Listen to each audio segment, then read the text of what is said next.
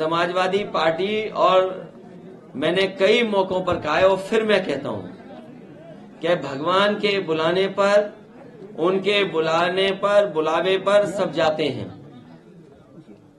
उन भगवान का जब बुलावा आएगा तो हम लोग जाएंगे। सर बीजेपी लगातार कह रही है कि उत्तर प्रदेश में 80 सीटें जो हम जीतने जा रहे हैं, क्योंकि केंद्र और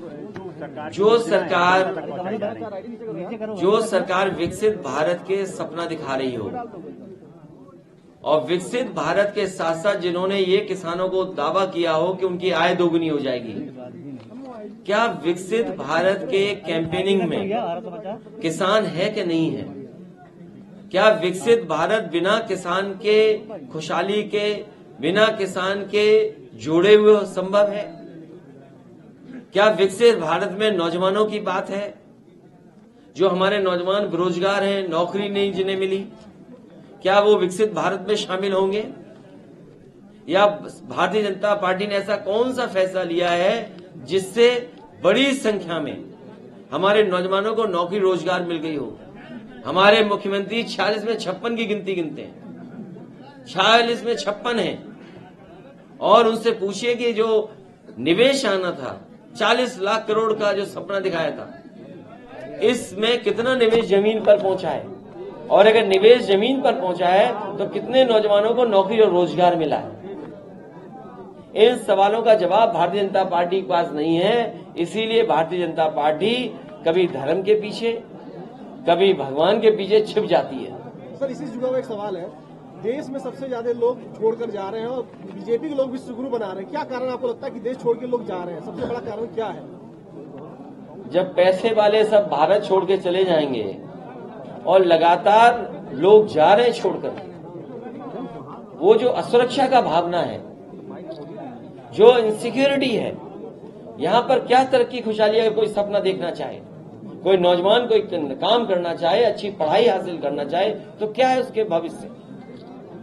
इसलिए बहुत सारे लोग भारत छोड़ करके गए हैं। कम से कम सरकार को वो सूची जारी करनी चाहिए, और जो छोड़ के गए हैं वो भारत से कितना पैसा लेके गए हैं। जब से बीजेपी की सरकार आई है, सबसे ज्यादा हमारा भारत के देश के जवान शहीद हुए हैं। जब से बीजेपी की 2014 की सरकार आई है, 1 लाख किसानों ने आत्महत्या की है। ये मैं नहीं कह रहा हूं, ये एनसीआरबी के आंकड़े कह रहे हैं कि जब से बीजेपी की 2014 से सरकार आई है, 1 लाख किसानों ने आत्महत्या की है। न जाने कितने बड़े पैमाने पर भारत छोड़कर के उद्योगपति चले गए। कुछ कानून के तहत गए, कुछ पैसा लेके भाग गए बैंकों का। और जिसने नोटबंदी की सरकार ने, वो सरकार बताए कि क्या उद्योगपतियों के 10 लाख करोड़ से ज्यादा पैसा माफ किया कि नहीं किया? ये सवाल बड़े हैं, इन सवालों पर चर्चा आप लोग नहीं करते हो। सर, उत्तर प्रदेश में कहा गया था 2017 में कि 4 अंतर्राष्ट्रीय स्तर के विश्वविद्यालय बनाए जाएंगे, और शिक्षा व्यवस्था लगातार गिर रही है, चाहे किसी भी सेक्टर की आप देखें। इसको आप कैसे देखते हैं भविष्य के लिए भारत के? फिलहाल आप बड़ी यूनिवर्सिटी, ऑक्सफोर्ड, कैम्ब्रिज या दुनिया की बड़ी यूनिवर्सिटियों की बात न करें, आजकल दूसरी बात करें। 24 में क्या लगता है सर कि बदलाव होगा? जो 14 में आए हैं, ये अधिवक्ता साथी मिलकर के 24 में उन्हें निकाल बाहर करेंगे। हमसे जुड़े रहने के लिए हमारे YouTube चैनल को सब्सक्राइब करें और नई वीडियो की नोटिफिकेशन के लिए बेल आइकॉन को दबाएं।